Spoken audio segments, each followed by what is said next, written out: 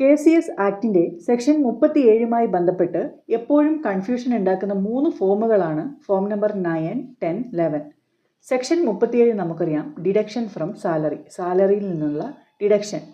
Form number 9, requisition send by the society to the pay dispersing officer every month for the recovery. Pay disbursing ഓഫീസർക്ക് എല്ലാ മാസവും society requisition send ചെയ്യുന്നത് form number 9ലാണ്. Form number 10, the statement prepared by the pay dispersing officer showing the details of recovery.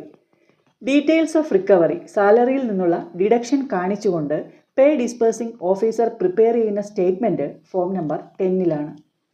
Form number 11, the register maintained by the pay dispersing officer showing recovery and remit to the society. സാലറിയിൽ നിന്നുള്ള ഡിഡക്ഷനും അത് സൊസൈറ്റിയിലേക്ക് remit ചെയ്തതും ആയിട്ടുള്ള details കാണിച്ചുകൊണ്ട് pay dispersing officer maintain ചെയ്യുന്ന register form number 11ലാണ്.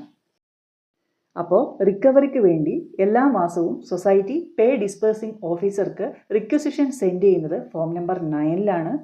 Recovery കാണിച്ചുകൊണ്ട് pay dispersing officer ഒരു statement prepare ചെയ്യുന്നത് ഫോം നമ്പർ 10ലാണ്.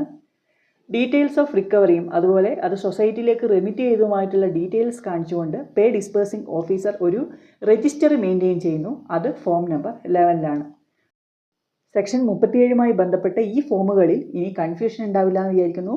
കൂടുതൽ ക്ലാസ്സുകൾ നമ്മുടെ പ്ലേലിസ്റ്റിൽ അവൈലബിൾ ആണ്.